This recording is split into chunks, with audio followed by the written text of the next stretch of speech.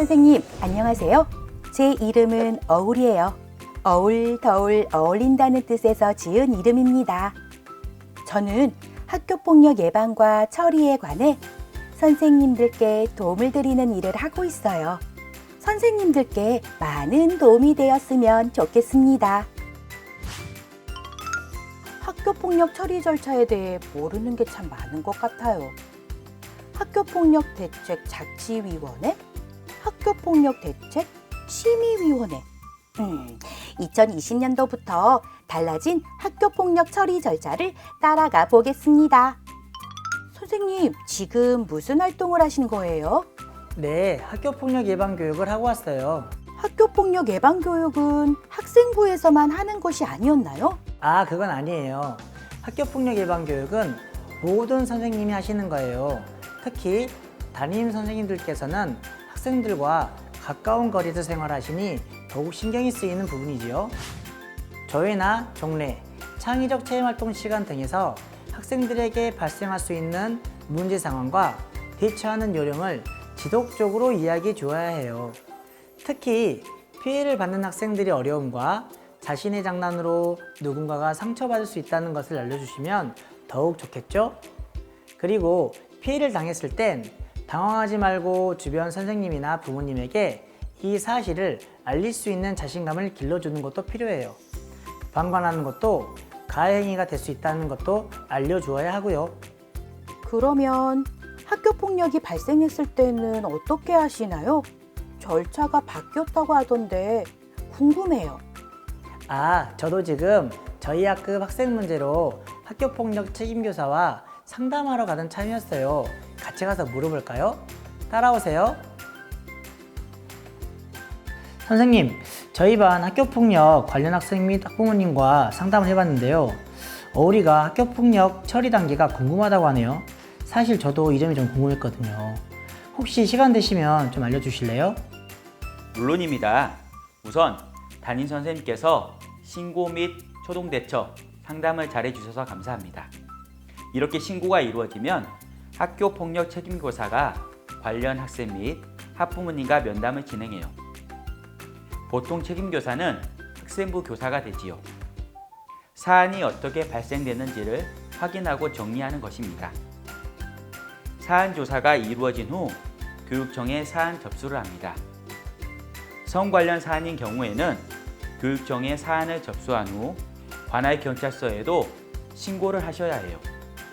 경찰서 신고는 의무사항입니다. 절대 사건의 경중을 따지지 말고 꼭 신고가 이루어져야 합니다. 그럼 성 관련 사안의 경찰서 신고는 학생부에서만 하는 건가요? 아닙니다. 성 관련 사항은 사안을 인지한 선생님들께서도 하실 수 있습니다. 선생님들께서는 모두 성 관련 사안에 대한 신고 의무자입니다. 그런데 보통 학생부에 학교폭력 신고가 이루어지니 학생부에서 많이 신고를 하게 되죠. 그러면 성 관련 사안은 신고만 하면 되는 건가요? 신고는 기본이고요. 제일 중요한 것은 비밀 유지와 피해 학생을 보호하는 것입니다. 그래서 학생부에서는 성 관련 사안뿐만 아니라 모든 학교폭력 사안에 대해서 학생 및 학부모와 상담한 후 학생의 심리 상태 및 피해 정도를 확인한 후 필요한 경우 피해 학생을 보호하기 위한 긴급 조치를 학교장에게 요청하지요. 긴급 조치의 결정권자는 학교장이기 때문입니다. 긴급 조치가 결정되면 조치된 사항들을 전담기구 및 학교폭력대책심의위원회에 꼭 보고를 해야 해요.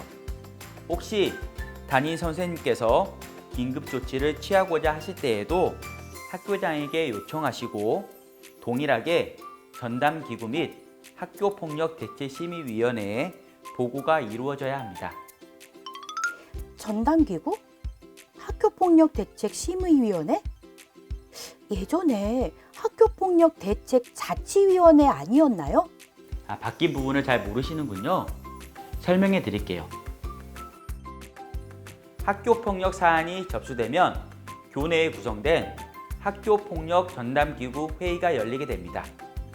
전담기구는 학생부에서 사안 조사한 내용 및 학생, 학부모의 확인서와 진술된 의견을 바탕으로 학교 폭력 사안이 학교장 자체 해결이 가능한지를 판단합니다. 하지만 모든 학교 폭력 사안이 학교장 자체 해결이 되는 건 아니겠지요. 학교장 자체 해결이 되기 위해서는 이 네 가지 요건에 한 가지라도 해당이 되면 안 됩니다. 또한 사안 처리 전 과정에서 학생들의 관계를 개선하기 위해 교육청에서 제시하는 관계회복 프로그램을 실시할 수 있습니다. 전담기구 회의가 어떻게 진행되는지 궁금하지 않으세요? 지금 회의가 진행 중인데요. 한번 가보실래요? 그런데 원래 전담기구 회의는 비공개입니다. 네, 좋아요. 학교폭력 사안은 네 가지 요건 중에 하나라도 충족하지 못하거나 피해 학생 및 학부모, 학교장, 자치 해결자에 대한 동의가 없는 경우는 학교폭력 대책심의위원회에 회부하도록 되어 있습니다. 따라서 본 사안은 네 가지 요건 중에 하나를 충족하지 못하여 학교폭력 대책심의위원회에 회부하도록 하겠습니다. 학교폭력 전담기구 결과 보고서가 작성되면 학교장에게 보고하고 학교폭력 대책심의위원회에 관련 서류와 함께 사안 심의를 요청하도록 하겠습니다. 이상으로 학교폭력 전담기구 회의를 마치도록 하겠습니다. 저 교감 선생님, 그럼 학교폭력 전담기구에서는 교육적인 조치를 내릴 수가 없나요? 아닙니다. 학교폭력 전담기구에서도 관련 학생에 대한 교육적 조치를 내릴 수 있습니다. 교육적 조치를 내리거나 학교장 자체 결재로 처리하는 경우에는 학교폭력 대책심의위원회에 해당 사안을 반드시 보고해야 합니다. 학교폭력 대책심의위원회가 어떻게 진행되는지 궁금하지 않으세요?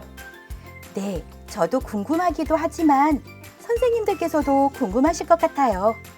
오늘 오후에 다른 학폭권으로 교육지원청에서 실시하는 학교폭력 대책심의위원회에 참석을 합니다. 오늘 같이 가실래요? 그런데 이 회의도 원래는 비공개예요. 네, 감사합니다. 우리 선생님들께도 도움이 될 듯 싶어요. 제가 학교폭력 대책심의위원회에 대해 설명하는 것보다 위원장님께 위원회의 역할에 대해서 물어볼까요? 네, 좋아요.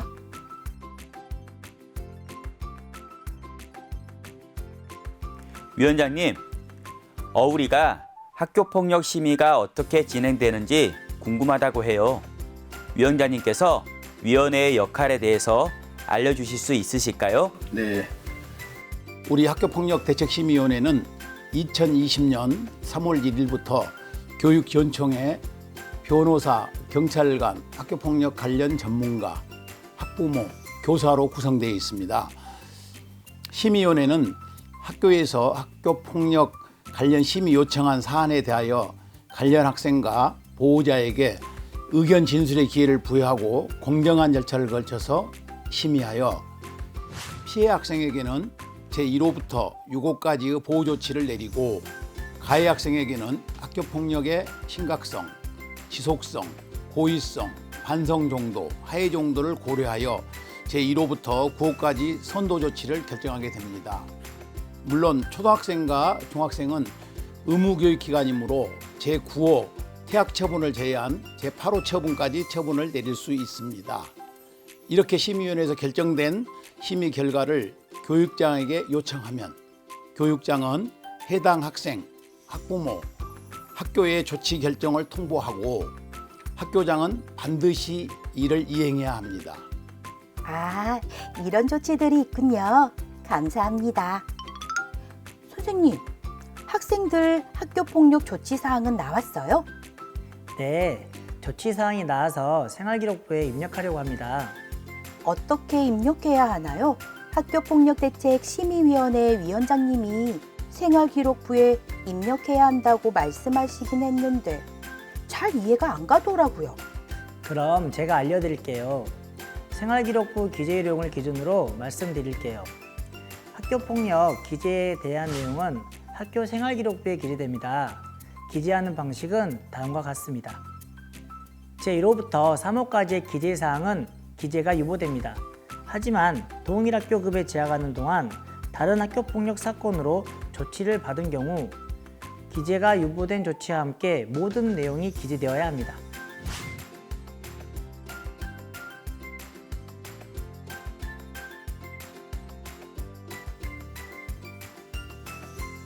해당 학생이 졸업하여 2년이 지난 경우 해당 학생의 학교 생활 기록부에 기재되어 있는 조치사항을 삭제할 수 있습니다.